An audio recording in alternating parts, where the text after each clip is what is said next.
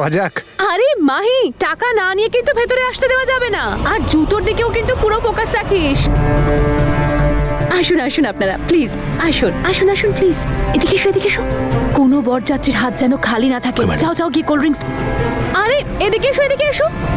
দেখো তো পাত্রের বাবা, ওনার মুখখানা কত শুকিয়ে গেছে বলো তো। আরে বাবা, উনি হলেন বরকর্তা। ড্রিঙ্কস আনো ওনার জন্য।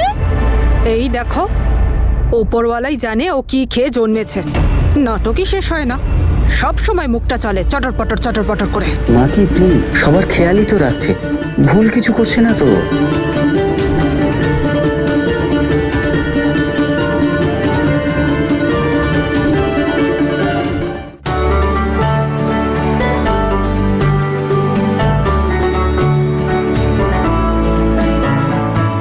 এবার কন্যাকে নিয়ে আসুন, মালা বদলের সময় হয়ে গেছে।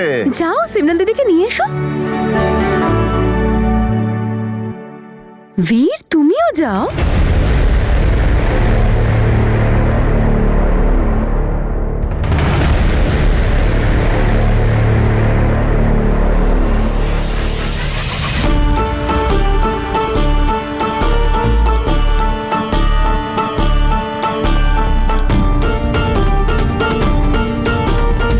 হ্যালো, কোথায় আছেন আপনি?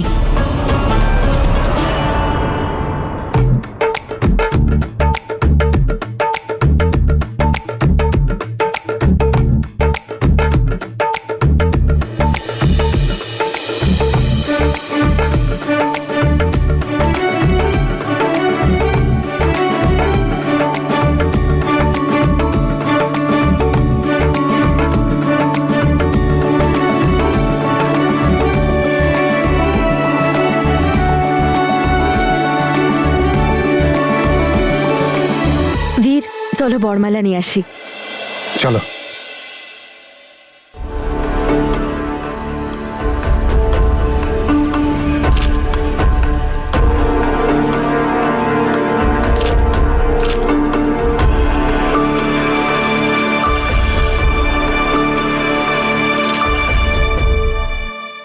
নমস্কার দেববাবু।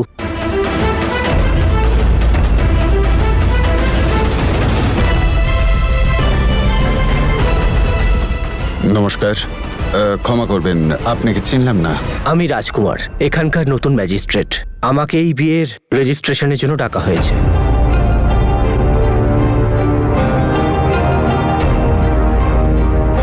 হ্যাঁ রে বাবা, বিয়েটা যখন রীতিনীতি মেনে হচ্ছিলই, তাহলে এসবের কি প্রয়োজন?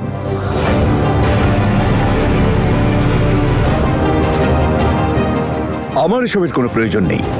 কিন্তু ওনারা তো অ্যাপ্লাই করেছেন, আমার কাছে অ্যাপ্লিকেশন ফর্মটাও আছে।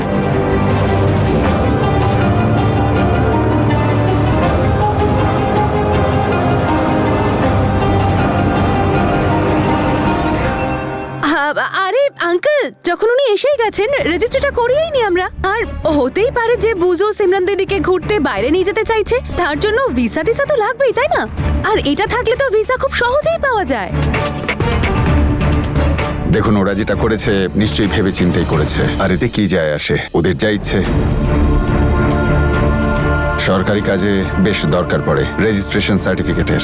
দেখলেন, রাজনীতির সঙ্গে যুক্ত মানুষ আইনের ব্যাপার তো অবশ্যই ভাববেন।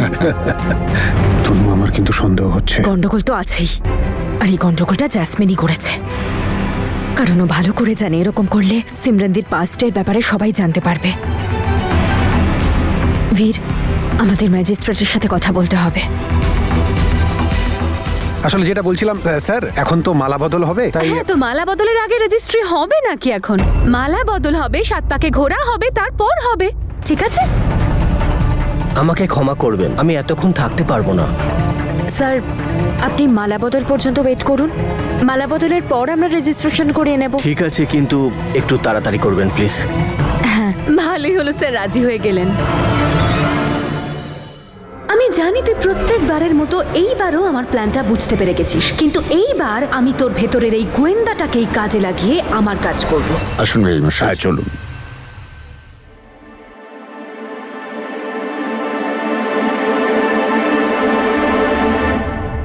বীর, তুমি ওর উপর নজর রাখো, আমি ম্যাজিস্ট্রেটের সাথে কথা বলে আসছি। আরে মালা বদলের সময়টা পেরিয়ে যাবে তো। এসো না বীর, তনু যাও। তনু খুব সাবধানে।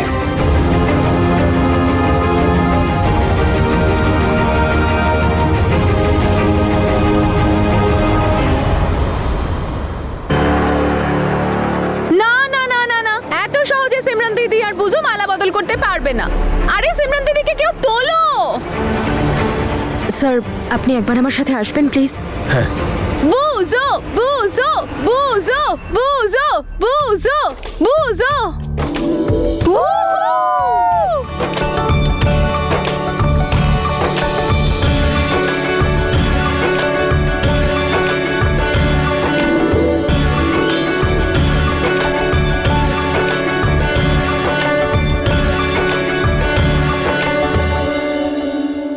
বেচারা বীর ভাবছে যে তনু হয়তো সব সামলে নেবে, কিন্তু এবার তো তনুই বিগড়বে সবকিছু। বলছি ওনারা রেজিস্ট্রেশন কখন করালেন? আমরা তো জানি না এই ব্যাপারে। তাহলে আমি এখানে কি করতে এসেছি? না আমি তা বলতে চাইনি, ওই অ্যাকচুয়ালি বাবাকে তো এখানে সবাইকেই চেনেন, কিন্তু আপনাকে চিনতে পারলেন না তাই। এই দেখুন আমার আইডি কার্ড। এরপর হয়তো আপনারা বিশ্বাস করবেন আমাকে। স্যার আপনি কিছু মনে করবেন না। এই দেখুন দেখুন, এতে একটা সার্টিফিকেট কম আছে। আপনি প্লিজ প্রশ্ন করার বদলে ওই সার্টিফিকেটটা আমাকে দিয়ে দিন। কোন certificate? সিমরানের divorce certificate.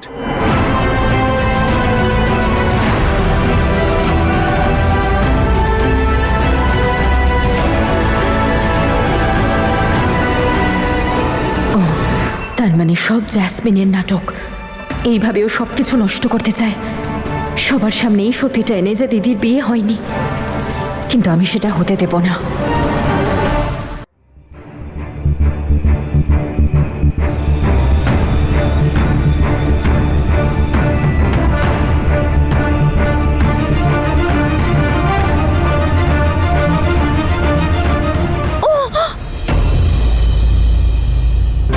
Sorry sorry sorry sorry uncle, sorry, আমি একদম বুঝতে পারিনি। সরি, আমি পরিষ্কার করে দিচ্ছি। প্লিজ আপনি ভুল বুঝবেন না। আপনি একটা কাজ করুন, আমার সঙ্গে ওদিকে চলুন, আমি আপনাকে ওয়াশরুম দেখিয়ে দিচ্ছি। সরি, আসুন না প্লিজ। না স্যার, ওর তো বিয়েই হয়নি, তাই ডিভোর্স সার্টিফিকেট কিসের? কিন্তু এটাই তো লেখা আছে। ওই অ্যাকচুয়ালি সবার এটাই মনে হয়, কিন্তু এটা সত্যি নয়। আঙ্কেল, ওয়াশরুমটা ওই সোজা গিয়ে ডান দিকে পড়বে। ওর একটা ছেলে আছে, কিন্তু কিন্তু কি আপনি এটা বলতে চাইছেন যে সিমরানের বিয়ে হয়নি আগে? তার মানে তো এটাই হলো যে বিয়ে না করেই ওনার সন্তান জন্মেছে।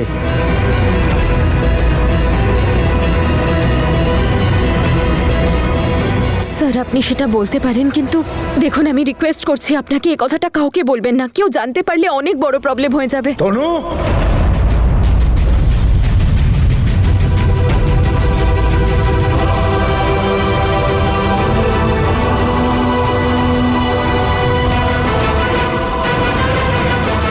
এসব আমি কি শুনছি তোমার মুখে?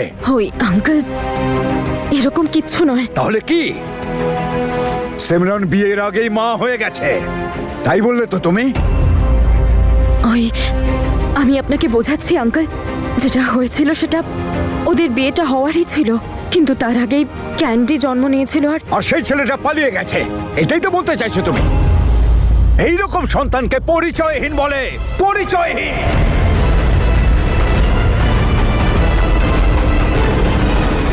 বুম,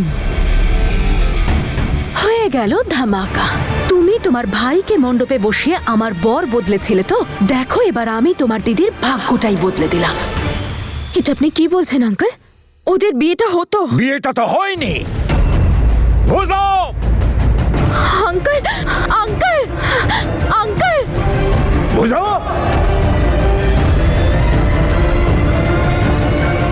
এই বিয়েটা হতে পারে না।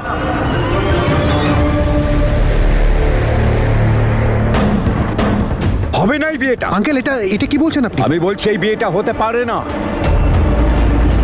আরে আমার ছেলে কোনো বাজে মেয়েকে কিছুতেই বিয়ে করতে পারে না, যে কিনা পরিচয়হীন সন্তানকে কোলে নিয়ে ঘুরছে।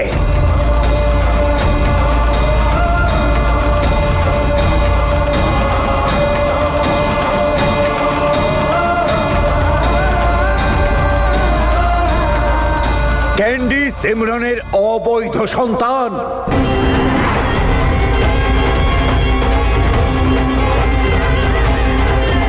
ক্যান্ডি সিমরনের অবৈধ সন্তান।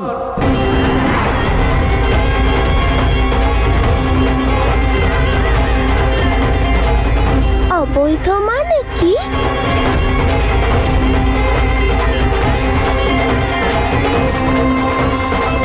কিছু না বাবা, চলো আমরা ভিতরে গিয়ে খেলি। ব্যাস বেআই মশাই ব্যাস, এরপরে আর একটা কথা যদি বলেছেন আমার থেকে খারাপ কেউ হবে না। আপনার সাহস হলো কি করে এইসব খারাপ কথাগুলো বলবার? দেখুন দাদা, কিছু বলার আগে অন্তত আপনার এটা ভাবা উচিত যে আপনি কি বলছেন। আপনি মুখ সামলে কথা বলুন। একটা ভদ্র পরিবারের মেয়ের সম্পর্কে বলছেন। আপনি এরকম ঘৃণ্য আর মিথ্যে অভিযোগ কি করে দিতে পারেন আমার মেয়ের নামে? নিজের পাতানো মেয়েকে জিজ্ঞেস করুন, ওই বলবে সব কথা।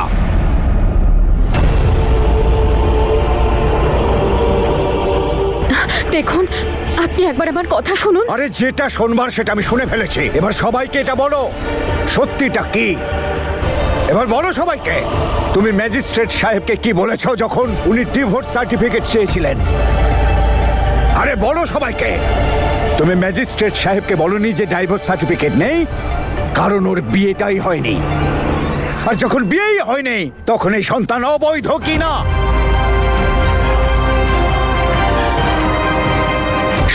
শান্ত হন দাদা।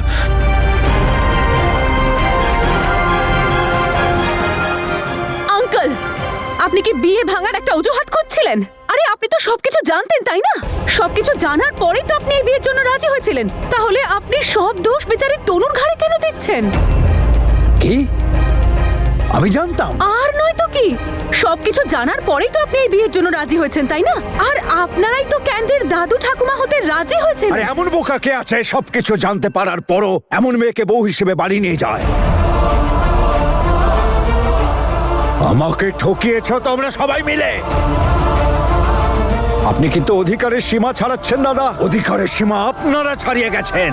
এই বিয়েতে আমি এই জন্য রাজি হয়েছিলাম যে ঠিক আছে, প্রথম বিয়েটা না হয় সফল হয়নি, ভেঙে গেছে, কিন্তু আমি তো এই বিষয়টা জানতাম না একটা অবৈধ সন্তানকে কোলে নিয়ে বিয়েতে বসবে। বেআই মশাই! আরে একদম চেঁচাবেন না আপনি। আপনার মেয়ের নিচু হয়ে যাওয়া মাথা আর তনুর চুপ করে থাকা এসবই প্রমাণ করছে যা আমি বলছি সবকিছু ঠিক। আঙ্কেল, ব্যাস অনেক হয়েছে। আপনি আমার পরিবারের লোকের সঙ্গে এভাবে কথা বলতে পারেন না।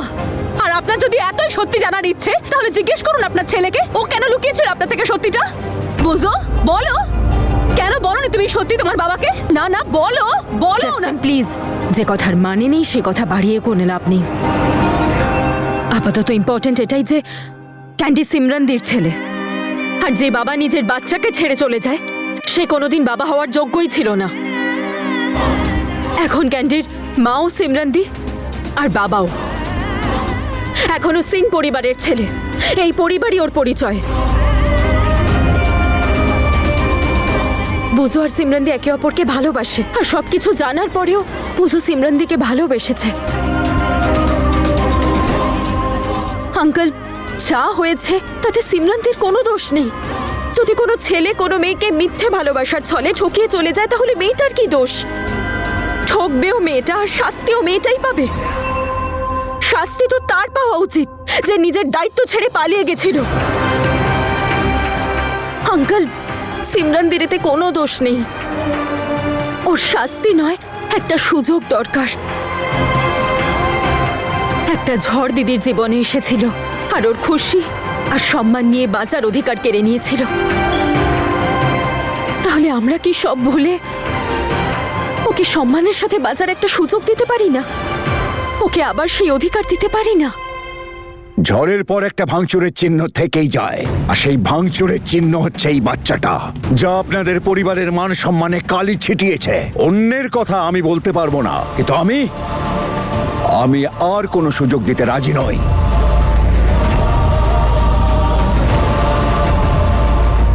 আমি কোনো অবৈধ সন্তানকে নিজের বাড়িতে নিয়ে যেতে পারবো না।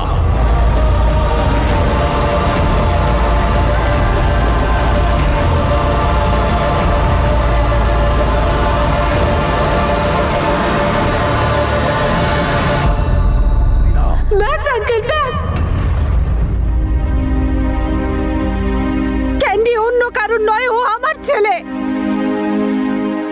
বলা বন্ধ করুন। ও খারাপ নয়, খারাপ নয়। সিমরান দি,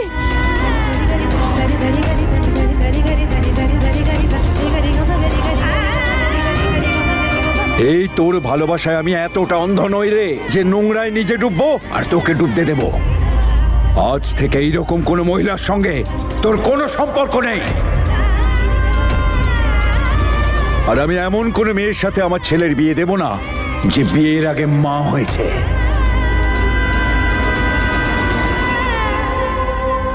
আরে আমি তো ভেবেছিলাম আপনার বাড়ির মেয়ে সম্ভ্রান্ত বংশের আর উচ্চ পরিবার হবে, এমন সম্পর্ক হলে আমারও সম্মান বাড়বে। কিন্তু এখন তো দেখছি সব ভুল ভেবেছি। আরে যে নিজের সম্মানটাই হারিয়ে বসেছে সে অন্যের সম্মানটা কি করে বাড়াবে? প্লিজ বাবা, তুমি শান্ত হও। আমি কথা বলছি। তুই চুপ কর।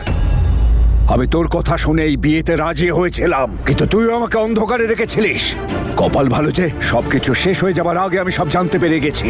বাবা প্লিজ, তুমি আমার কথাটা তো শোনো একবার। আমি তোমাকে সবটাই বলতে চাইছিলাম, কিন্তু আমি ভয় পাচ্ছিলাম তুমি যদি বিয়েটা মানা করে দাও। সিমরানের পাস্ট সম্পর্কে আমার কোনো যায় আসে না। আমি তো শুধু আমাদের ফিউচারটা ওর আর ক্যান্ডির সাথে কাটাতে চাই। প্লিজ বাবা, মেনে নাও। এই তুই বাজে কথা বন্ধ কর। সম্পর্ক তৈরি করার একটা নিয়ম থাকে বুঝো, যেটা সমাজের উপর নির্ভরশীল। নিজের ইচ্ছে সেটা করা যায় না। আর তুই কার সাথে জীবন কাটাবি, কার সাথে কাটাবি না, সেটা আমি সিদ্ধান্ত নেব। তোর ভালো মন্দ ভাববার জন্যে তোর একটা বাবা আছে। প্লিজ মা, তুমি বাবাকে একটু বোঝাও না। এই ব্যাপারে আমি কিচ্ছু বলতে পারবো না রে। যে সিদ্ধান্ত তোর বাবা নিয়েছে সেটাই আমার সিদ্ধান্ত। চলো সবাই, আর 1 মিনিট এখানে থাকবো না। বাবা বোঝাও, আমার কথাটা তো শোনো বাবা। প্লিজ আমার কথাটা তো শোনো বাবা। প্লিজ শোনো আমার কথাটা শোনো বাবা। প্লিজ প্লিজ বাবা। প্লিজ আঙ্কেল, এই বিয়েটা ভেঙে দেবেন না প্লিজ। আরে সরে যাও তুমি আমার সামনে থেকে, না হলে রাগের মাথায় আমি তোমাকে। আঙ্কেল!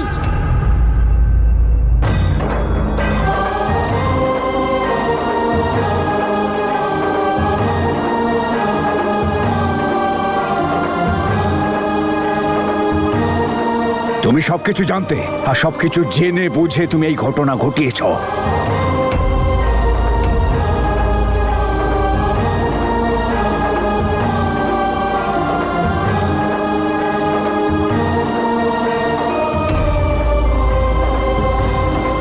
তুমি এসেছিলে না ওর বাবাকে সঙ্গে নিয়ে, বড় বড় জ্ঞান দিয়েছিল আমাকে ভালোবাসার সম্পর্কের। যদি একটু জ্ঞান এদেরকে দিতে পারতে, সম্পর্কের ব্যাপারটা যদি এতই বোঝো, তাহলে এটা তোমার বোঝা উচিত ছিল যে মিথ্যে বলে চালাকি করে কোনো সম্পর্ক জোড়া যায় না, টিকিয়েও রাখা যায় না। কপাল ভালো কেউ একজন ম্যাজিস্ট্রেট সাহেবকে ডেকেছিলেন, না হলে আমি তো হিরে মনে করে পাথর বাড়িতে নিয়ে যাচ্ছিলাম। কি হলো আপনার দাদা, যে বড় বড় মানুষের কথা বন্ধ করে দেয়, সে আজকে মুখ খুলছে না কেন? আর বলবেনই বা কি করে? মেয়ের যা কীর্তিকলাপ, তাতে সম্মানের কিছু বাকি আছে? আঙ্কেল প্লিজ, এতে বাবার কোনো দোষ ছিল না। উনি আপনাকে কোনো মিথ্যে বলেননি। উনি তো নিজেও এই ব্যাপারে জানতেন না। এই কথাটা শুধু আমি জানতাম। বাবা তার সেই মেয়েকে হয়তো ক্ষমা করে দেবে যে পালিয়ে গিয়েছিল, কিন্তু অবিবাহিত মাকে না। তনু, তুই যদি সবটাই জানতিস তাহলে আমায় বলিসনি কেন? বাবা, আপনাকে সত্যিটা বলতে চেয়েছিলাম, কিন্তু সঠিক সময় এলে। আমি ভেবেছিলাম ক্যান্ডির সত্যিটা জানলে যদি আপনি ওকে আপন করে না নেন। আর তারপর একদিন যখন আমি দেখলাম যে আপনারা দুজন একে অপরকে কতটা ভালোবাসেন, একে অপরের সাথে কতটা জুড়ে গেছেন, সেই ভালোবাসা আর সম্পর্ক ভাঙার ক্ষমতা আমার হয়নি। আর তাছাড়া আমি মাকে দিন রাত সিমরানদির জন্য কাঁদতে দেখেছি। আমাকে সিমরানের কাছে নিয়ে চলো, আমি ওর সাথে দেখা করব। যতক্ষণ না ওর সঙ্গে দেখা করব, আমি জানতে না পারবো যে ও ভালো আছে, আমার শান্তি হবে না মা। সারা দিন মা শুধু সিমরানদির জন্য প্রার্থনা করত।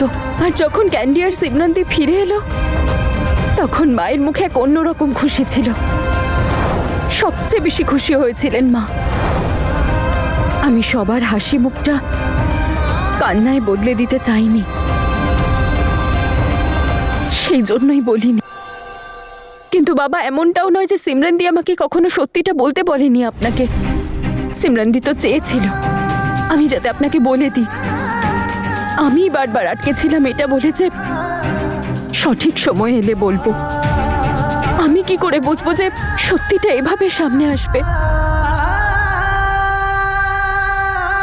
সরি।